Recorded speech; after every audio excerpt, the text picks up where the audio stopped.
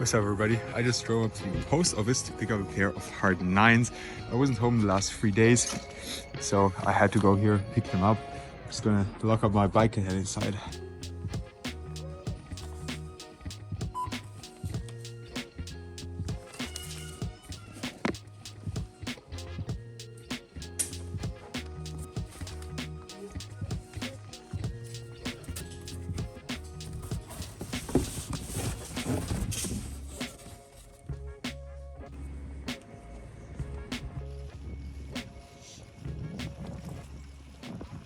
Welcome back to another video. Today we're going to take a detailed look at the Adidas Harden Volume 9, and I'm also going to give you my initial thoughts on them. As you could tell by the intro, I just picked these up today.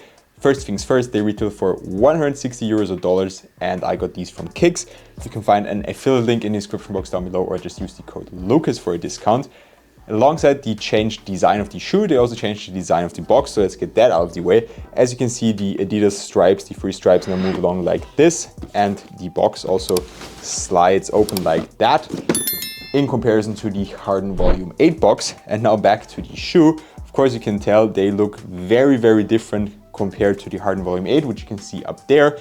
And I absolutely love the design. In my opinion, it's really, really cool what they've been doing with the Harden line. Started with the 7s, the 8s looked great as well. Sadly, they didn't fit me as well. So I was very, very anxious about the fit of these. And that's pretty much the topic I can say the most about, because you can get a feel for the fit relatively easily. And I am relieved to say that they are better fitting for wide midfooters like me. And they are actually not running as long anymore. If you take a look at a side-by-side comparison of the Harden Volume 8 and the Harden Volume 9 in the same size, which is a 13.5 US for me, you can see that the Harden Volume 9 runs a lot shorter than the Volume 8, but in my opinion, the 9 is true to size and the 8 ran long. It's just a very weird comparison. When I first had them in hand, they did look really, really weird next to them, almost a full size smaller, but they actually fit me very well. And as I said, this area right here in the midfoot that was pinching and hurting my wide midfoot in the Harden Volume 8s is way softer here on the 9s. It does still pinch, so I definitely need to break them in. I was wearing them at home today just to get used to the shape of them and for them to conform to my foot shape. But it's definitely going to be a little bit of a more painful break-in than some other pairs like the Book 1. Now let's get into the traditional performance categories, with the traction performance coming first. We have a radial traction pattern with some focus points here in the forefoot. We have those 2 extra pods that are very nice if you do like high speed change of directions or just high speed stop and go movements.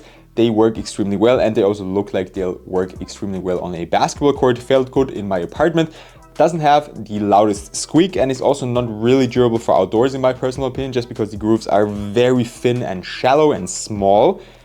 Dust pickup is alright. I didn't vacuum my floor the last couple of days, so that's kind of normal that there's a little bit of dust and debris stuck on there, but there was always something that the Harden line struggled with a little bit, so I'll definitely keep an eye out for that. I'll try to get my performance review out by the end of the week. I'm definitely going to be hooping them a lot this week. Apart from that, as I said, I think the traction performance will actually do very, very well.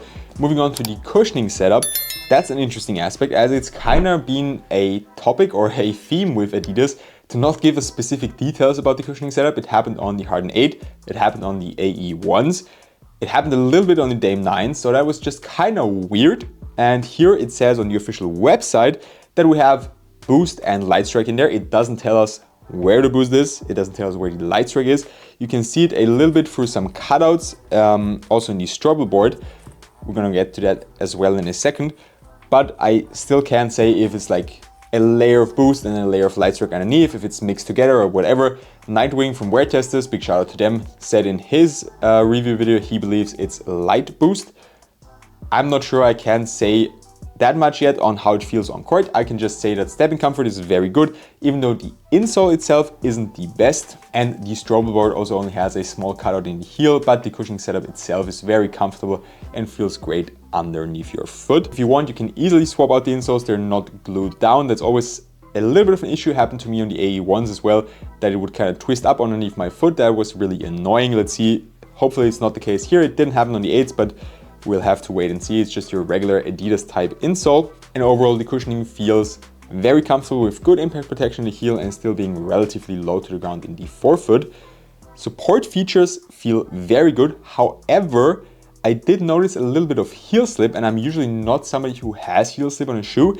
Even when they were tied down completely, I could just feel my heel like moving up and down a little bit. I don't know if it's going to get better maybe once they're more broken in, because this upper material is a little bit stiff at first. They opted for a full synthetic and textile upper, which is great for performance. It's just a little bit stiff, especially because of this shape here on the side. Just a little bit weird at first on foot, and I think that's the reason for them not fitting perfectly, hence causing a little bit of heel slip. Apart from that, the materials are actually very, very nice and very supportive as well.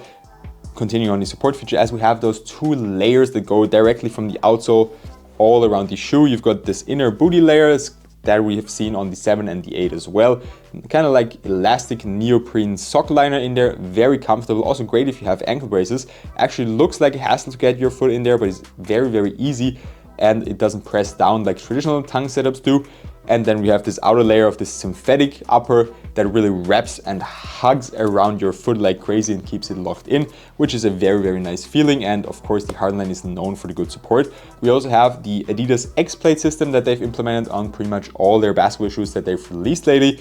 Works great, and as the name says, it's an X-shaped plate that moves through the entire footbed and adds great torsional support and a little bit of spring when you're running up and down the court. We also have a heel corner. It looks a little bit like we have carbon fiber back there, but I don't think it is. Just looks like it, kind of like on the AE1s as well. But overall, a very, very supportive feeling, and the lacing system feels pretty much the same as on the Harden Volume 8s and does a great job of keeping your foot locked in. Last but not least, just the overall feel of the shoe.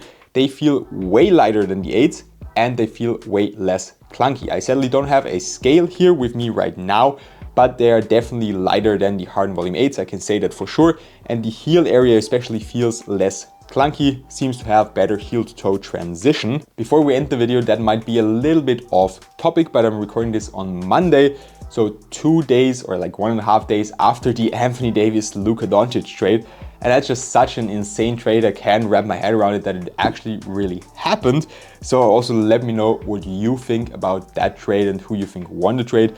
For me, it's a little bit weird that the Mavericks would trade like their 25-year-old All-NBA, 5-time All-NBA franchise player that they drafted, that's been there forever, that everybody loves, for an aging Anthony Davis. He's still an amazing NBA player, top 15 for sure, great defender. Of course, he might increase their win now window, or like their chances of winning right now, but for long-term security or stability or chances to win, Luka is definitely the better option in my opinion. So the Lakers really set themselves up for the future. They can maybe try and get a charge at the title with LeBron and Luka, and if that doesn't work out, you've got the perfect heir to LeBron in Luka Doncic, in my personal opinion. So just let me know what you think of the trade. With that being said, that's all I have for you today. Let me know what you think of the Harden Volume 9. I think they look absolutely amazing and beautiful. And I'm definitely going to be looking out for some other colorways to drop as well. Just a quick reminder, they dropped at Kick, so if you want to get them there, you can directly support me by using the code LUCAS. Works on almost everything on their website. Just the brand new releases are excluded for a couple of days. Have a good one and see you next time.